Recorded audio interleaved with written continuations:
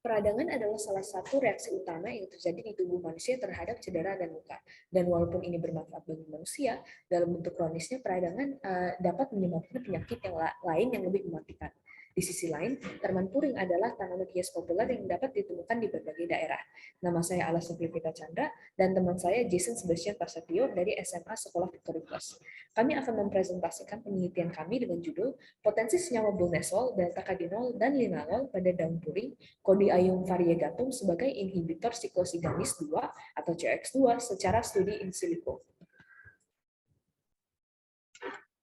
Rumusan masalah dari percobaan ini adalah apa ligan bulnesol, delta-kadinol, dan linalol pada daun tanaman puring memiliki binding affinity pada enzim siklosigenis 2. Apakah daun puring dapat dimanfaatkan sebagai kandidat antiinflamasi secara in silico? Dalam proses peradangan, setelah iritasi atau luka, asam arakidonat dilepaskan oleh sistem enzim yang membentuk kelompok mediator inflamasi seperti eicosanoid. Ini juga termasuk siklosiganis atau COX1 yang memiliki berbagai manfaat dan COX2 yang tidak.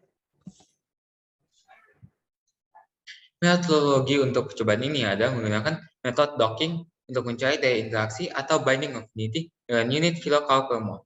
Selanjutnya menggunakan situs Swiss Adme untuk mencari drug lightness, dan terakhir menggunakan situs Potox 2 untuk mencari toksisitas. Protein target yang akan diuji adalah COX2, dan ligannya adalah bulnesol, delta-kadinol, dan linalol. Di bagian ini akan memberi penjelasan tentang hasil docking, drug lightness, dan toksisitas. Tabel 1 menunjukkan daya interaksi senyawa kimia yang dipilih dari daun puring. Ini mengukur kekuatan interaksi antara ligan yang dipilih, bulnesol, delta-kadinol, dan linalol, dan targetnya, yaitu protein COX2. Semakin kecil nilainya, semakin besar afinitas pengikatan atau binding affinity ligan untuk targetnya. RCX telah digunakan untuk sebagai kontrol karena itu merupakan obat yang dipastikan memiliki sifat antiinflamasi. Gambar 1 adalah visualisasi antara ligan dan target protein. Selanjutnya, tabel 2 menunjukkan persamaan antara asam amino yang ada pada kontrol RCX dengan senyawa yang akan diuji. Jika terdapat persamaan asam amino, berarti pose ligan yang menempel pada protein mirip dengan kontrol. Dalam hal ini, asam amino yang ditemukan di seluruh ligan adalah SER353, ALA527, LEU352, dan VAL523. Untuk drug lightness, tabel 3 menunjukkan bahwa ligan tidak melanggar aturan Lipinski. Ini artinya berat molekul kurang dari 500 gram per mol, jumlah donor kurang dari 5, jumlah hidrogen kurang dari 10, dan nilai log P kurang dari 5. Berikutnya, tabel 4 mengukur toksisitas ligan. Dengan ini, linalol dan delta-kadinol memiliki kelas toksisitas 5, sedangkan bulnesol mendapat kelas toksisitas 6. Semua fase yang diuji di penelitian ini tidak aktif, kecuali fase imunotoksisitas dari delta-kadinol. Untuk hasil docking, bulnesol memiliki daya interaksi negatif 7,8 kilokalori per mol. Hasil drug lightness menunjukkan bahwa bulnesol tidak melanggar aturan Lipinski, dan yang terakhir untuk hasil toksisitas, semua fase yang diuji tidak aktif. Dari semua senyawa yang telah diuji, bulnesol itu memiliki potensi paling tinggi untuk menjadi kandidat obat antiinflamasi. Untuk hasil docking, delta-kadinol memiliki daya interaksi negatif 7 kilokalori per mol.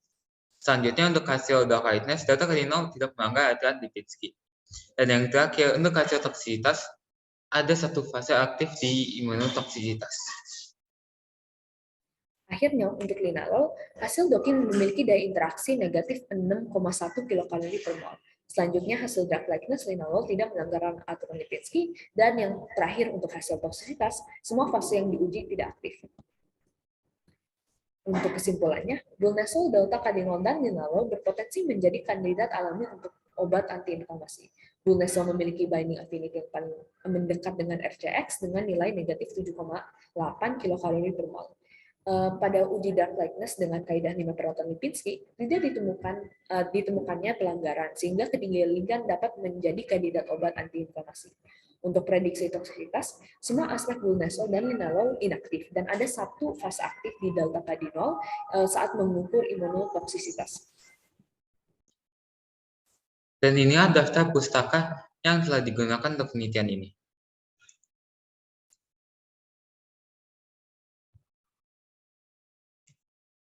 Untuk menutup presentasi ini, kami memberikan kutipan dari Bevin Clare. Using plants is merely facilitating a biochemical conversation, which is far beyond our comprehension and our understanding.